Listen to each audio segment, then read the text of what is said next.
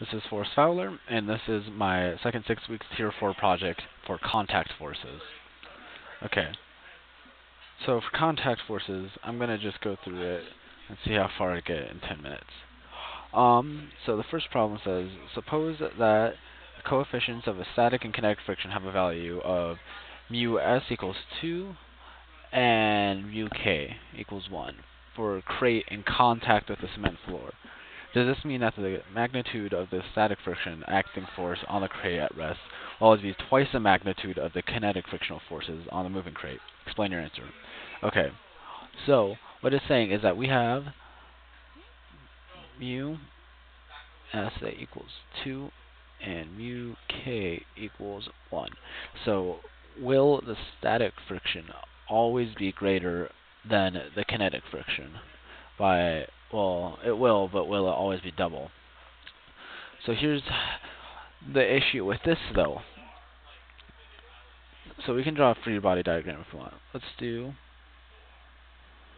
this as static,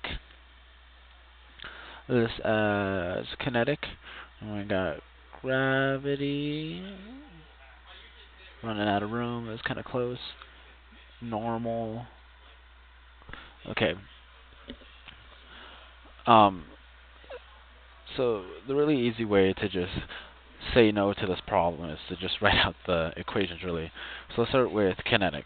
So we have force of all the kinetic friction equals the constant times the force. So that's that. But now static is the forces of all the static friction is greater than or equal to, right? No, it's less than, sorry. No. Greater than or equal to mu s n. So what that's saying is that this will always be 1. If you're moving it, the mu k is always going to be 1. But the thing is with the friction, with the static friction, is that as you move, as you apply pressure to it, as you start applying more pressure to it, the friction will hold it back up to 2. And then once you hit that marker of 2, it'll go into the kinetic and it will start moving. But the thing is that it matches it. It doesn't go over, because if it say this is 2 right here, and say you put 1, it'd start moving backwards. So that doesn't happen. What happens is that it matches it. So if this is 0, then this is 0. And if this is 1, then this also becomes 1. It just matches it and keeps it stable up until this becomes 2. And once you hit 2, you're at that breaking point, and any more force that you apply onto it will send it into this. And then it will start moving. And that's the new equation you would have. Okay. So that's problem number 1.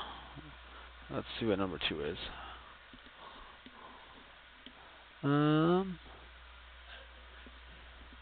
Just a second.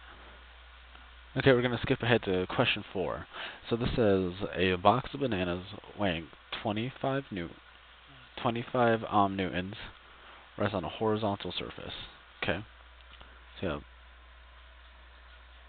bananas, it weighs 25 newtons. So that's m times g, but they just simplified it for us by already telling you it's newtons. Then we have our normal, and it's on a horizontal surface, so there's no angle to it. It says the static friction coefficient on the box. So mu s is 0.4, and it tells us that mu k is 0.2. Okay, so basically we have everything we need to know to solve this problem, any problem that I could throw at us. So the first thing it asks is, if no horizontal force is applied on the box, So this is 0 newtons. How large is the friction force exerted on the box? So what is this? And we actually just answered that question in the last problem, so that would be 0. Because it only matches it. It doesn't go above it, it only matches it, because otherwise it'd be moving backwards. Okay, so let's continue. Next it asks, what is the magnitude of the friction force if a monkey applies a force of 7 newtons to the box, and the box is initially at rest? Okay, so right now we have 7 newtons being applied to the box. So it's asking what's the magnitude of the friction force. So to do that, we need to figure out this.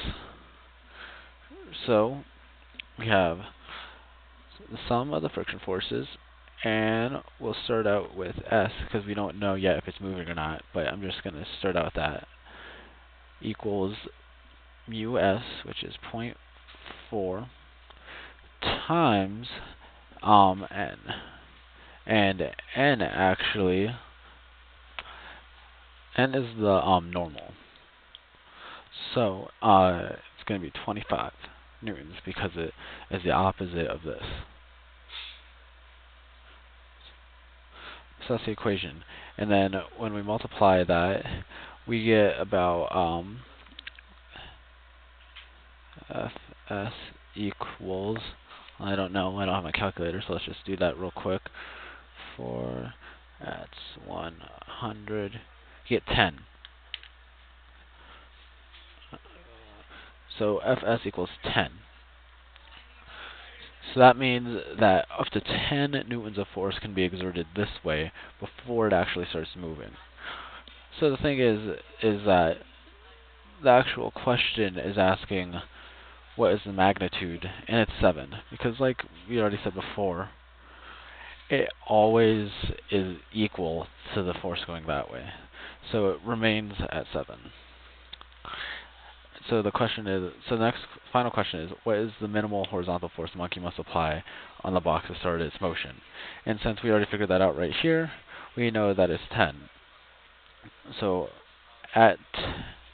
sorry, I wrote this equation wrong. It should be like that.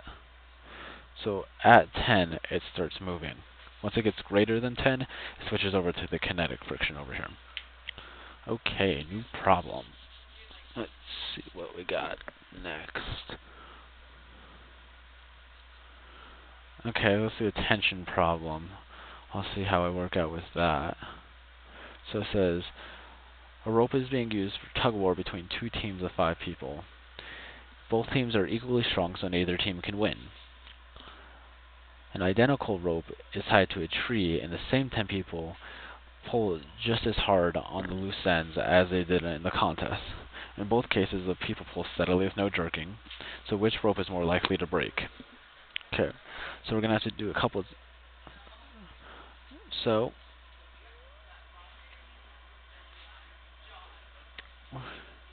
here, team 1, team 2. Okay, let's just call this 1, 2. So right here, what's going on says the tension.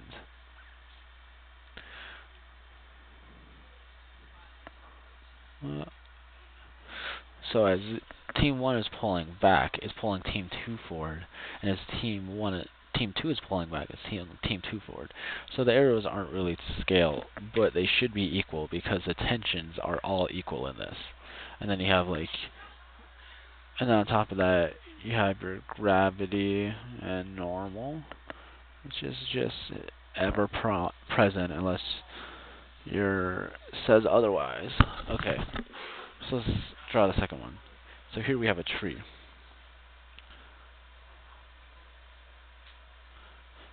And we have team 3, which is a combination. So let's just get this out of the way.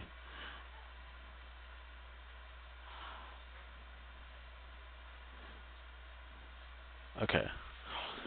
So team 2 is pulling back with 2 times the tension. At the same time, you're getting pulled forward with 2 times the tension. And this tree is getting pulled 2 times the tension, but it's pulling back with its static friction. And that's because the tree is in the ground, it's not going anywhere. So, like we said, since it's static friction, it matches all of these. All of these have to match up in the static friction. So we can just simply say that this is also 2t.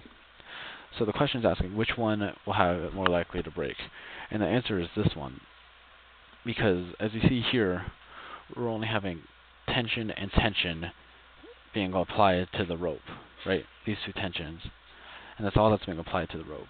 But here, we're having twice as much tension being applied to the rope because we have both teams pulling and the tree is matching that tension with its static friction. So, in short, the 2 teams pulling the rope tied to the tree are more likely to break it. Okay, and that's all the time I have. Yep.